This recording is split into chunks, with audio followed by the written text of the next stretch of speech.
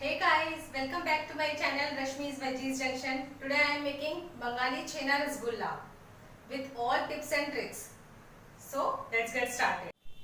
तो चलिए हम रसगुल्ला बनाने के इंग्रेडिएंट्स देख लेते हैं। इसमें सबसे पहले हमें मिल्क लेना है। यहाँ पर मैंने 2 लीटर मिल्क लिया है, वो चढ़ा दिया है। और हमें टोन्ड मिल्क लेना है। वैसे सबसे अच्छे गाय के दूध के बनते हैं, अगर वो आपके पास में है तो बहुत अच्छी बात है, नहीं तो ये पैकेट वाले अमूल ताज़ा, इसका एक पैकेट भी आता है, वो भी ले सकते हैं क्योंकि इसमें 3% फैट होता है, तो इसके रसगुल्ले अच्छे बनते हैं। और ये एक अमूल गोल्ड भी आता है, इसके भी अच्छे बन जाते हैं, वो मैं कभी आपको और बताऊंगी। आज मैं सिर्फ 3% टोन्ड मिल्क से बना रही हूँ फैट के, और इस वाले दूध में 6% फैट होता है। साथ में 2 कप शुगर चाहिए शुगर सिरप बनाने के लिए। 2 लेमन मैंने यहाँ पे लिए हैं, आपको कभी कभी 3 की भी जरूरत पड़ सकती है, ये डिपेंड करता है आपके मिल्क की क्वालिटी के ऊपर। 3 से 4 इलायची चाहिए। और अब हमें इस दूध को तब तक उबालना है जब तक कि इसमें फर्स्ट बॉईल ना आ जाए। फर्स्ट बॉईल आने के बाद हम दूध को नींबू से फाड़ेंगे और छेना बनाएंगे। तो हमारे दूध में फर्स्ट बॉईल आ गया है, इसे कंटिन्यूस चलाते रहना था। और अब हम गैस को इसी स्टेज पे बंद कर देंगे और दूध को हम गैस पे से नीचे उतार के रख देंगे और 2-3 मिनट तक के लिए कम से कम हम इसे ठंडा होने देंगे और इसे चलाते रहेंगे ताकि इसके ऊपर मलाई ना जम पाए। उसके बाद हम इसे फाड़ेंगे।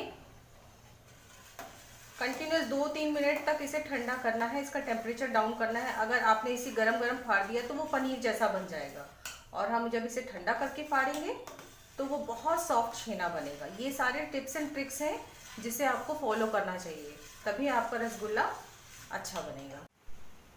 तो चलिए, हमारा दूध 2-3 मिनट तक ठंडा हो चुका है। अब हम इसका सॉफ्ट छेना बनाएंगे। इसके लिए नींबू का रस मैंने निकाल लिया था। अब इसका ट्रिक ये है कि डायरेक्ट नींबू का रस नहीं डालना, आप सिरका भी डाल सकते हैं।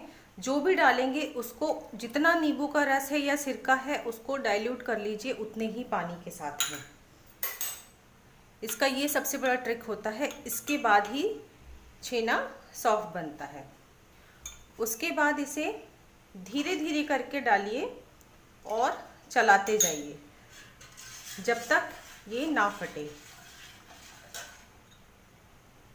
और मैंने बताया आपको कि नींबू ज़रूरी नहीं है कि 2 ही यूज़ होंगे, 2 से ज़्यादा भी यूज़ हो सकते हैं।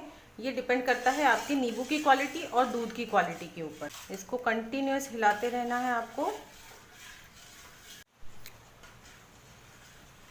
तो देखिए, ये नींबू का रस डालते डालते ये पूरा छेना फट चुका है, दूध फट चुका है और बहुत ही सॉफ्ट छेना फटा है।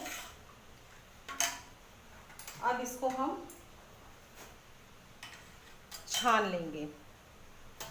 बहुत सावधानी से कीजिएगा, बहुत गर्म होता है।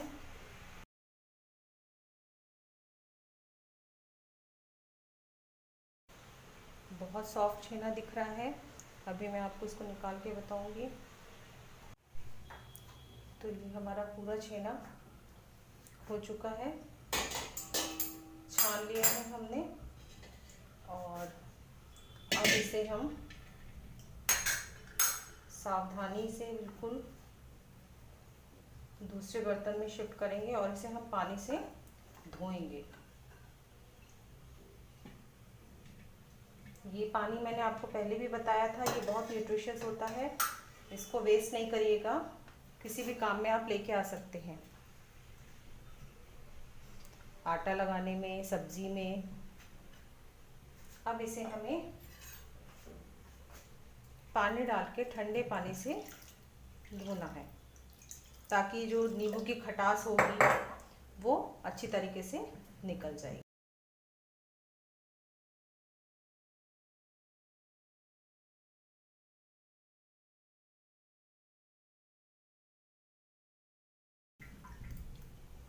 एक बार और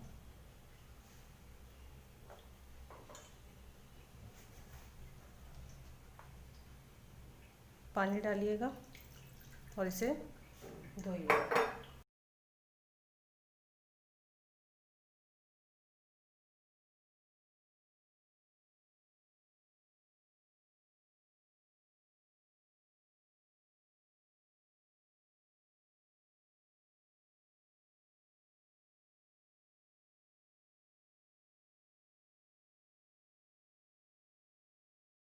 अब इस छेने को, बहुत सॉफ्ट छेना है, अब इस छेने को आप या तो लटका के आधे घंटे के लिए रख दीजिए या किसी वज़न की सहायता से कम 10 से 12 मिनट तक दबा के रखिए, जिससे कि इसका एक्सेस वाटर निकल जाए।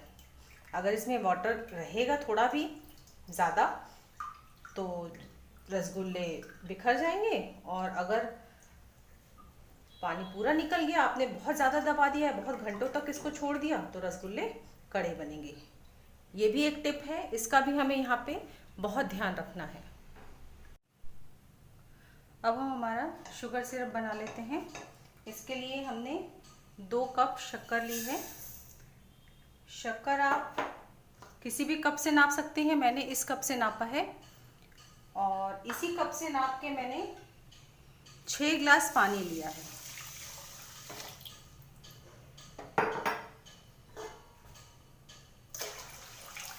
आप इसमें पानी ज़्यादा भी कर सकते हैं, उससे ज़्यादा फर्क नहीं पड़ता। कई लोग तो सिर्फ पानी में उबाल के पहले रसगुल्ले बनाते हैं, फिर उसको शुगर सिरप में डालते हैं, लेकिन मुझे उसमें लगता है कि थोड़े फीके रह जाते हैं, इसलिए शुगर मैंने 2 कप ली है और पानी 6 कप लिया है। अब इसको हम गैस पे धीमे पे चढ़ा देते हैं और ये बनता रहेगा। इसको बहुत ज़्यादा नहीं पकाना है, सिर्फ इसको भी एक बॉईल आते तक ही पकाना है। उसके बाद इसमें हम रसगुल्ले डालेंगे। तो हम देख लेते हैं हमारा छेना कैसा बना है। अब हम हमारा छेना देख लेते हैं। छेने को रखे हुए कम से कम 12 मिनट हो चुके हैं दबाकर, और अगर आपने लटका के रखा है तो उसे कम से कम आधे घंटे तक लटका के रखिए। देखिए कितना बढ़िया छेना बना है, बहुत ही सॉफ्ट दिख रहा है। अब इसके हम रसगुल्ले तैयार करेंगे, परंतु इसमें सबसे मेन स्टेप अब यहाँ पे आता है। इसके जो बड़े बड़े दाने हैं, इसको हमको पूरे तरीके से मैश करना है, ऐसे करके। ये देखिए, हथेलियों के बल पे पूरे तरीके से इसको मैश करना है। ऐसे नहीं मैश करना है, इसको हथेलियों के बल पे मैश करना है, और तब तक मैश करना है, कम से कम 10 मिनट तो करना ही है। वो भी फिर आपके दूध के ऊपर डिपेंड करता है, जब तक कि हाथों में घी ना उतर आए। और बाई चांस अगर आपका छेना थोड़ा सा गीला हो गया है तो उसको टिश्यू पेपर रख के थोड़ा सा सुखा लीजिए, और अगर सूखा हो गया है तो उसे थोड़े से पानी के छींटे डाल के गीला कर लीजिए हल्का सा, तो आपके रसगुल्ले बहुत अच्छे बनेंगे। अब हम इसको मसलें, इसके पहले हम इसको 2 पार्ट्स में डिवाइड कर लेते हैं।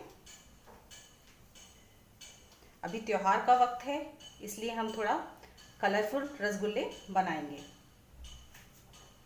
और इसमें हम कोई कलर नहीं डालेंगे ना, सिर्फ नेचुरल कलर, थोड़े से केसर के धागे डालेंगे, तो इससे उसमें येलो ऑरेंज शेड आ जाएगा। उसके बाद दोनों पार्ट्स को आप इस तरह से हथेलियों से मसलिए, कम से कम 10 मिनट तक, या 12 मिनट भी लग सकते हैं, 8 मिनट भी लग सकते हैं, जब तक हाथों में घी ना उतर आए, ये पूरी तरीके से चिकना ना हो जाए।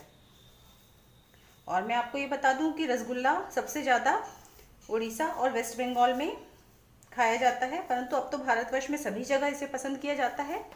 और सबसे पहले इसे नवीन चंद्र दास ने 1864 में बनाया था, और उन्होंने अपनी शॉप खोली थी जिसमें उन्होंने रसगुल्ला बनाया था। मुझे इसे मसलते हुए 5 मिनट हो गए हैं। अब इसमें हम थोड़ा सा बाइंडिंग के लिए कॉर्नफ्लोर डालेंगे। मैं कॉर्नफ्लोर डाल रही हूँ 1 किलो में 1 चम्मच जाता है, तो ये 2 लीटर दूध का छेना है, तो एक पार्ट में हम 1 चम्मच डालेंगे और दूसरे पार्ट में हम 1 चम्मच डालेंगे। इसकी जगह आप मैदा भी यूज़ कर सकते हैं और अरारोट भी यूज़ कर सकते हैं, जो आपके पास आसानी से अवेलेबल हो वो आप करिए, मिलाइए, और उसको मिलाने के बाद, डालने के बाद फिर इसे हम 7 से 8 मिनट तक मसलेंगे, जब तक कि हाथों में घी न उतर के आ जाए। तो देखिए, इन दोनों छेने को मुझे मसलते हुए कम से कम 10 मिनट हो गए हैं, 10 से 11 मिनट, और मेरे हाथों में आप देखिए हल्का हल्का घी भी शाइन कर रहा है। इसका मतलब ये कंप्लीट हो चुके हैं। अब इसको इस तरीके से लंबा कर लीजिए और इसके लोई काट लीजिए। आपको जितने बड़े रसगुल्ले बनाने हैं आप उतने बड़े काट सकते हैं।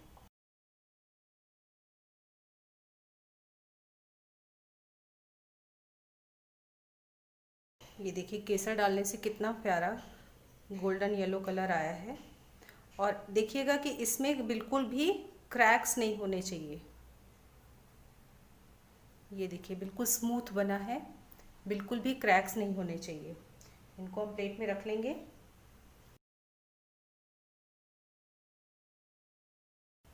इसी तरीके से हम सारे बना लेंगे। तो देखिए हमारी रसगुल्ला की बॉल्स बन चुकी हैं। 2 लीटर दूध में कम से कम 15 बॉल्स बनी हैं। अगर आप छोटी छोटी बनाएंगे तो इससे ज़्यादा भी हो सकती है। और हमारा शुगर सिरप भी रेडी हो गया है, बॉईल होने लगा है। अब इसमें हम बॉल्स को डालेंगे। और बॉल्स को डालने का भी एक तरीका होता है कि एक बॉल पहले डालेंगे और उसको रुक के बॉईल इसका बरकरार एक साथ नहीं डालना है। इसका बॉईल जो आ रहा है वो ठंडा नहीं होना चाहिए, बॉईल कंटिन्यूस आते रहना चाहिए। और एक एक करके हम बॉल धीरे धीरे डालेंगे, एक साथ बिल्कुल भी नहीं डालेंगे।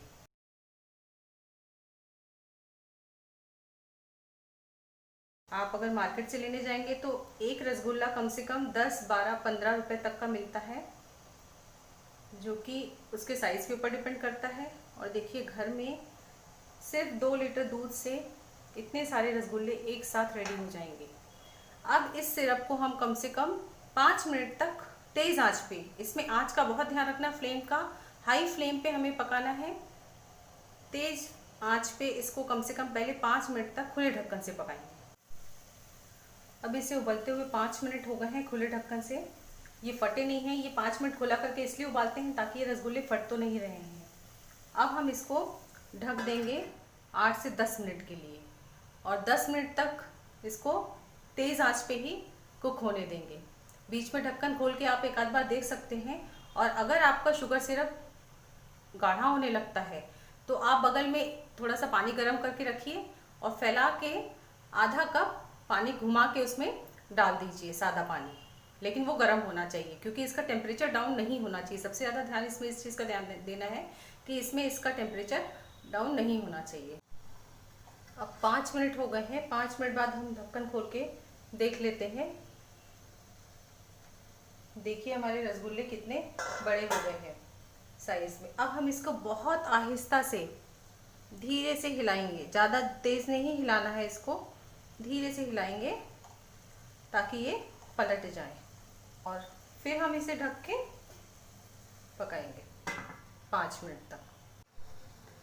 अब हमारे रसगुल्ले को 5 मिनट और हो गए हैं। अब हम इसे खोल के देख लेते हैं। देखिए कितने बढ़िया रसगुल्ले बने हैं, बड़े हो गए हैं साइज में। अब हम इनको निकाल लेंगे। तो इनको निकालने के समय भी हमें ध्यान रखना पड़ेगा। ज़्यादातर लोगों को प्रॉब्लम रहती है कि ये निकालने के बाद अपने शेप को चेंज कर देते हैं। तो उसके लिए हमें क्या करना पड़ेगा कि आइस का पानी लेना पड़ेगा। उसमें हम इन रसगुल्लों को एक एक करके निकाल देंगे। आइस का पानी, उसमें हम रसगुल्लों को निकालेंगे।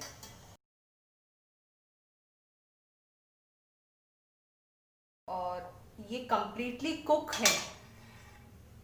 इसको ध्यान में रखने के लिए ये देखा जाता है कि ये पानी में पूरे तरीके से डूब जाने चाहिए। अगर ये तैर रहे हैं मतलब ये कंप्लीटली कुक नहीं है, और अगर ये पानी में डूब गए हैं इसका मतलब ये कंप्लीटली कुक्ड है। अब इसको हम कम से कम आधे घंटे तक इसी में बर्फ के पानी में पड़े रहने देंगे, जब तक हमारा ये सिरप भी ठंडा हो जाएगा। उसके बाद हम वापस निचोड़ के इसी सिरप में डाल के 3-4 घंटे के लिए फ्रिज में रख देंगे इसको। लेकिन जब वापस इस सिरप में डालेंगे इसमें से, तो इसको वापस से पूरी तरीके से निचोड़ के हमको सिरप में डालना है। अब हमारे रसगुल्ले ठंडे हो चुके हैं। अब हम इसे हल्के हाथों से दबा दबा के शुगर सिरप में डाल देंगे। उसके पहले हम, शुगर सिरप ठंडा हो गया है तो इसमें हम इलायची पाउडर मिला देते हैं। और केसर के कारण बहुत अच्छा गोल्डन कलर भी आ गया है इसमें।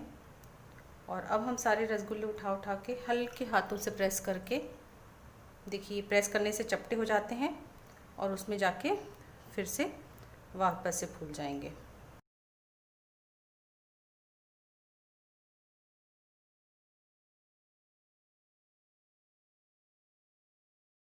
इस तरह से हमने सारे रसगुल्ले इसमें डाल दिए हैं। अब ये देखिए, कोई भी एक रसगुल्ला उठा के हम देखते हैं।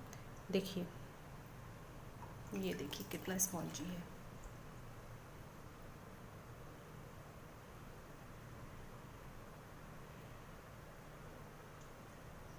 अब कोई भी रसगुल्ला हम उठाकर इसमें देखते हैं। देखिए कितना स्पॉन्जी है। देखिए सब तरफ से दब रहा है। ये देखिए इसके स्पॉन्ज को देखिए आप। ये देखिए, और इस थोड़ी देर में जब सिरप में डालेंगे ये फिर उसी शेप में आ जाएगा। तो हमारे रसगुल्ले बनके रेडी हो चुके हैं। आइए अब हम इसे निकाल लेते हैं। बहुत अच्छे रसगुल्ले बनके तैयार हुए हैं, सुपर सॉफ्ट, सुपर स्पॉन्जी। आप भी इन्हें बनाइए, और त्योहार का वक्त है, बनाइए, खुद खाइए, अपनों को खिलाइए।